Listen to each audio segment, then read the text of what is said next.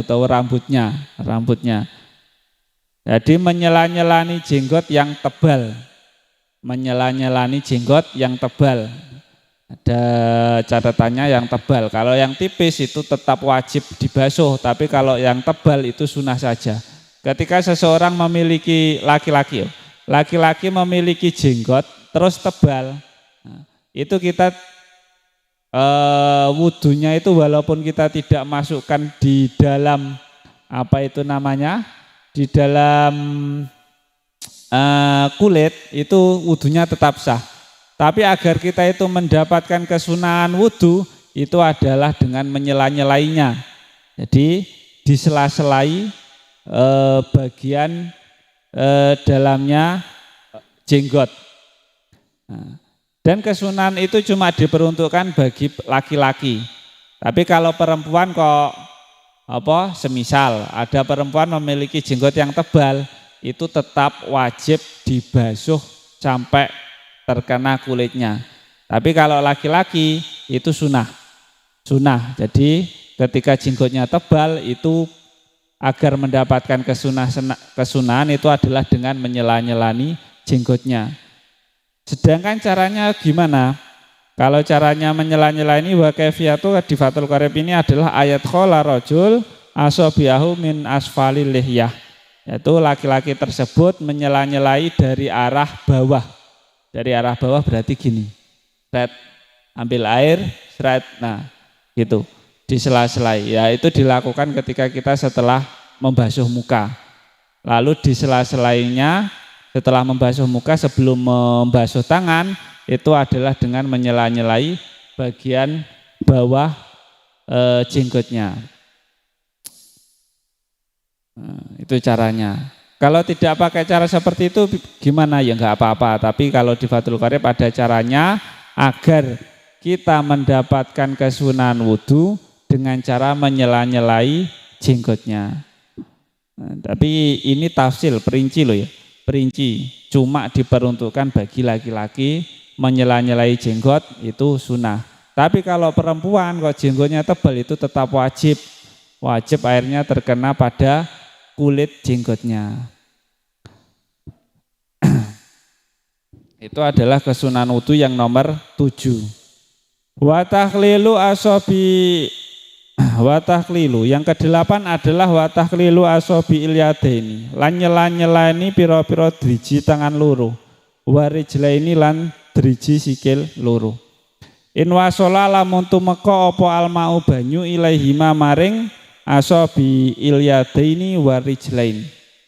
Min ghairi ta'lilin saking tanpa nyela-nyelani. Fa'ilam yasil mongko lamun ora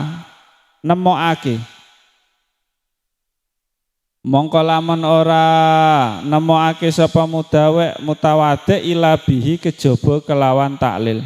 Kal asabi kaya pira-pira driji al multafiti kang gantet. Wajaba mongko wajib apa takhliluhuma nyela-nyelani asabe. Wa ilam ya'ti mongko lamun ora dadi gampang apa takhliluhuma nyela-nyelani asabe lil tihamihima krana dadi gantete asabi ilyadain haroma mongko haram apa fatkuha nyigar asabe litakhlili krana arae nyela-nyelani wa kaifiyatu takhlilil yadaini utawi carane nyela-nyelani tangan loro iku bitasbiki kelawan ngapu rancang warijlaini utawi carane nyela-nyelani driji sikil iku bi ayabdaa kelawan yen to ngawiti sapa wong bihin soriyadihi kelawan driji jentiane wong al yusra kang kiwa min asfali rajuli saking ngesor-ngesore sikil min asfali rijli saking ngesore sikil mubtadian halih wong kang ngawiti bihin sori rijli kelawan jentian sikil al yumna kang tengen khotiman halih wong kang mungkasi bihin soril yusra kelawan jentian sikil kang kiwa. Nah, di kesunahan wudu yang nomor 8 itu adalah yang nomor 7 ya. Yang nomor 7 itu adalah menyela-nyelani jari kaki dan jari tangan dan juga jari kaki. Di sela-selani itu berarti digosok bagian jari-jarinya. Nah, tapi kalau sudah terkena air itu adalah kewajiban yang harus dilakukan ketika kita membasuh tangan gitu. Terus airnya sudah sampai di jari kaki atau tangan itu wudunya tetap sah. Tapi kesunahannya itu apa? Di sela-sela ini atau digosok bagian jari-jarinya. Apabila airnya itu sudah sampai pada jari, pada bagian jari. Apabila airnya itu tidak bisa sampai tanpa dikosok bagian jari-jarinya, itu menggosoknya itu menjadi wajib. Misal ada kotoran ataupun bolot dan yang lainnya, itu menyela-nyela ini menjadi wajib. Tapi ketika airnya itu sudah sampai di bagian jari-jarinya, itu menyela-nyela ini itu hukumnya sunnah. Kesunahan wudu berupa menyela-nyelai jari-jari tangan dan juga jari-jari kaki. Dan apabila seseorang itu memiliki jari yang gantet itu atau melekat ya. Melekat ketika itu wajib untuk disela-selani.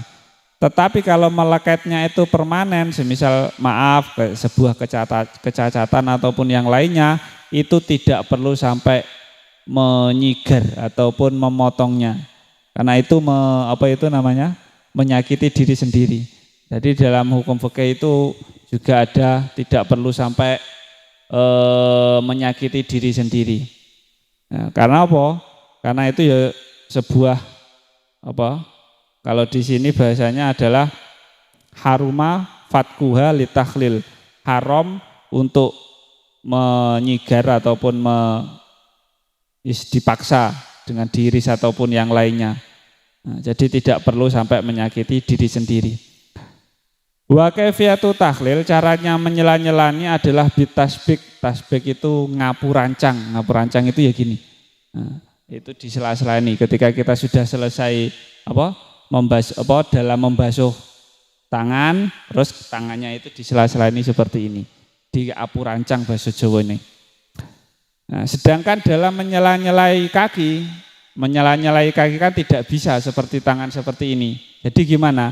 Kalau caranya di kaki itu adalah yabda'u bihin soriyadihil yusra min asfal, yaitu memulai jentian tangan kiri ya.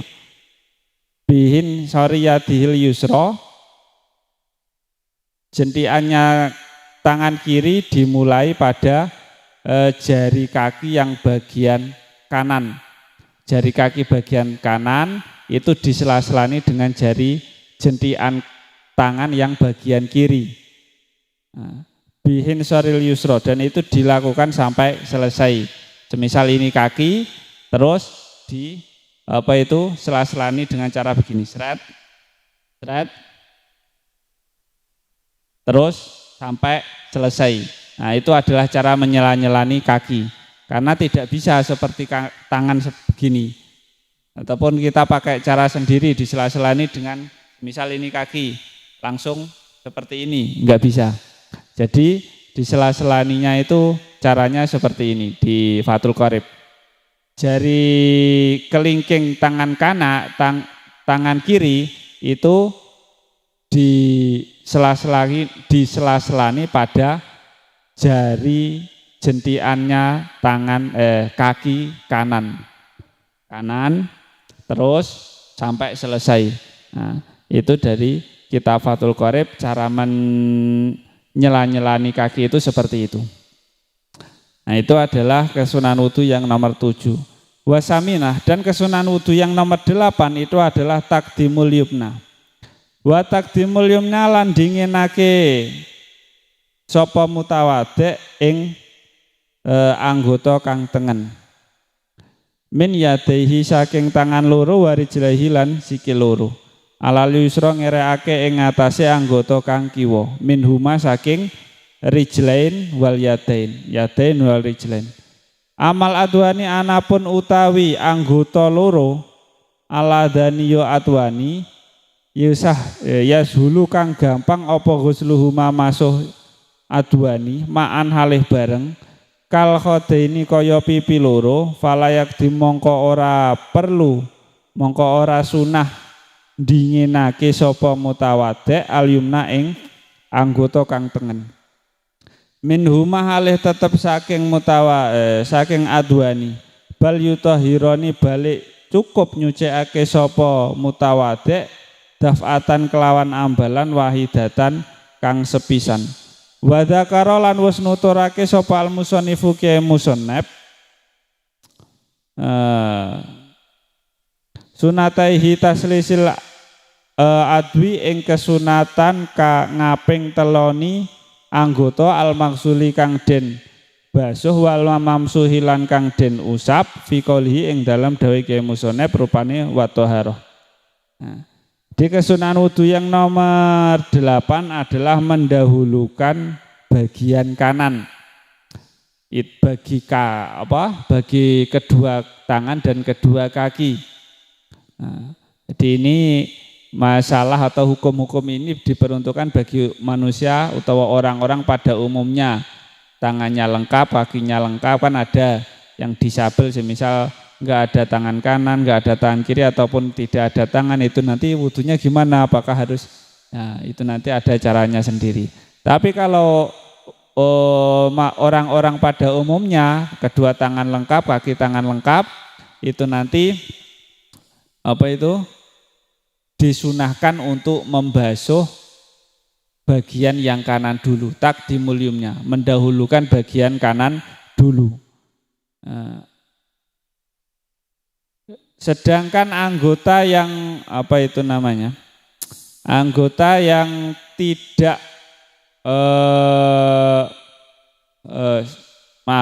amal adwani ala adani yasulu ghusluhuma, anggota yang tidak perlu untuk dibasuh kanan kiri, maksudnya tidak perlu mendahulukan kanan kiri, itu adalah anggota yang seperti halnya kedua pipi. Pipi kanan dulu apa pipi kiri dulu. Nah, itu kita tidak perlu mendahulukan yang kanan dulu. Kalau pipi itu karena satu anggota. Nah, itu dilakukan yang paling utama adalah dilakukan secara bersamaan. Ya meskipun boleh, semisal kita dalam membasuh wajah, bagian kanan dulu dibasuh, baru bagian kiri, itu enggak masalah. Tapi yang paling utama ketika anggota itu satu, semisal wajah, itu dibasuh secara bersamaan saja. Beda masalah ketika kita mandi, nanti tetap disunahkan bagian kanan dulu. Tapi kalau wudu yang seperti ini, kal khodaini fala yaktim alimna, maka tidak perlu mendahulukan yang kanan dulu. Karena kesunahan mendahulukan yang kanan itu adalah bagi tangan dan juga bagi kaki. Nah, itu adalah kesunahan wudu yang nomor 8. Nah, dibedakan. Utawa semisal kepala, pas basuh kepala, tangan bagian kanan dulu apa kiri dulu, itu tidak perlu. Jadi langsung saja. Tapi kalau bagian tangan dan kaki, itu kesunahan kita itu membasuh yang kanan dulu. Terserah, semisal kita itu membasuh 3 kali, tangan kanan dibasuh 3 kali sekaligus boleh. Ataupun 1 kali baru ganti kiri, 1 kali tangan ganti kiri, itu juga enggak masalah. Nah, yang penting itu membasuh bagian kanan dulu. Nah, itu baru kita mendapatkan kesunahan wudu yang nomor 8. Ketika kita kok sengaja membasuh bagian kiri dulu, ya wudunya tetap sah, tapi kita tidak mendapatkan kesunahan wudu. Nah, yang ke-9 adalah at-thaharatu salasan. Wa thaharatu lan nyucikake salasan kelawan kaping 3. Salasan kelawan ambel kaping 3. Wa fi ba'di nusahilan iku tetep ing dalam sebagiane kitab nusai kitamatan wa tikraru utawi dawuh tikrar Ailil maksuli tegese maring anggota kang